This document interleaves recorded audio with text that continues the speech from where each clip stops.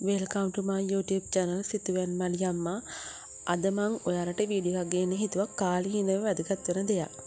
ඔයාලා චුට්ටක් සමහරක් විට මේ ගැන නොහිතා වැරදි විදියට කටයුතු කරන්න පුළුවන්.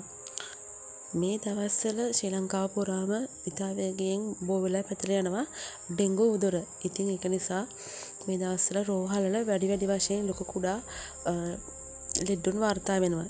අපි මුලින්ම ප්‍රාර්ථනා කරනවා ඒ සියලු දෙනාටම නිරෝගී සුව ඉක්මනටම ලැබේවා කියලා. ඉතින් අපි නිතරම අහන්නේ සුලභව දකින්නේ රූපවාහිනී වල රේඩියෝ වල ඊළඟට මහජන සෞඛ්‍ය පරීක්ෂණ මහත්තුරු හරහා ගෙවල් වල තියෙන ප්ලාස්ටික් කෝප්ප කුරුම්බ කාලා දාන දේවල් ඒ වගේ දේවල් විනාශ කරන්න කියලා. නමුත් ඔයාලා චුට්ටක් හිතුවද මේ දවස්වල වැඩි වශයෙන් ශ්‍රී ලංකාව පුරා රාමුටන් සහ මැංගෝස් වෙන වශයෙන් ආහාර ලබා ගන්නවා. ඉතින් අපි චුට්ටක්වත් මොහොතක්වත් හිතන්නේ නැහැ අපි රාමුටන් ගෙඩිය කාලා ඒකේ පිට පොත්ත ඔන්න ඔහේ විසි කළා දානවා.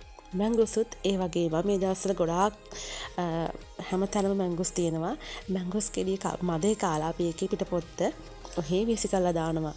චුට්ටක් ඔයාලා හිතුවද මේ දවස්වල ශ්‍රී ලංකාවට ගොඩාක් ප්‍රදේශවලට වැසිබර කාලගුණයක් තියෙන. ඉතින් අර අපි කාලා දාන රාමුටන් පිට ලෙල්ල එතකොට මැංගෝස් පිට පොත්ත ඒවට වතුර වැටලා වතුර එකතු වුනහම ඔයාලා චුට්ටක්වත් හිතුවද ඒවලත් ඩෙන්ගු කීටයන් බෝ වෙන්න පුළුවන් කියලා. සමහරක් විට අපි දක්වන ගෙවල් වල මිදුල් වල පාර දෙපසරට රාමුටන් කාලා මැංගෝස් කාලා ඇති වෙන්න දාලා තියෙනවා.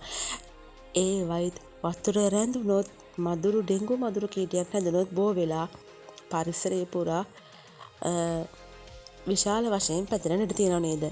ඉතින් ඔයාලත් ඔයාලගේ ගෙවත්තේ මෙහෙම රාමුටන් ලෙලි එතකොට මැංගෝස් ඒ වගේ ඒවා තියෙනවා නම් ඒවා නිසි පිළිවෙලකට බැහැර කරන්න.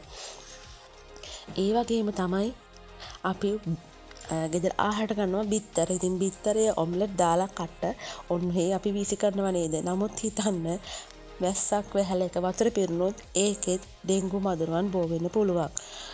නිතරම මතක තියාගන්න බිත්තර කටුව පොඩි කරලා දාන්න. ඒ වගේම තමයි සමහර නිවෙස්වල තියෙනවා එක පඳුරු සහිත ශාක වර්ග. මේවයිත් වතුර රැඳුනොත් ඩෙන්ගු මදුරුවන් බෝ වෙන්න තියෙන අවකාශය වැඩි. ඒ වගේම තමයි ගෙවල් අසතන විශාල ගස්වල බේඳුරු තියෙනවා. ඒ බේඳුරු වුණත් වැඩි වශයෙන් වතුර රැඳුනොත් මදුරුවන් බෝ වෙන්න පුළුවන්. ඒ වගේම කෝමාරිකා පඳුරු වැඩි වශයෙන් තියෙන නම් ඒවයි වතුර රැඳුනොත් ඒවයිත් මේ ඩෙන්ගු මදුරුවන් ඩෙන්ගු පණුවන් බෝ වෙන්න ඉඩ තියෙනවා. ඉතින් අපි නොහිතන මේ පුංචි අපේ අතින් වෙන අඩුපාඩුකම් වලින් අපි මිදුනොත් අපිට මේ ඩෙන්ගු වදුනෙන් මිදෙන්න පුළුවන්. මේ පිළිබඳව ඔයාලගේ යාළුවන්ට දන්න කියලා ඇත්තටම දැනුවත් කරන්න. මේක පුංචි දෙයක් වුණත් මේක නොහිතර වෙන්නේ විශාල කරදරයක්. ඒ වගේම තමයි මේ රාමුටන් ලෙලි ඒ දේවල් වගේම ඩෙන්ගු මදුරුවන් බෝ වෙන අනෙක් ස්ථානත් අපි විනාශ කරලා දාලා අපේ ගෙවත පරිසරයවට පිරිසිදු තබා ගනිමු.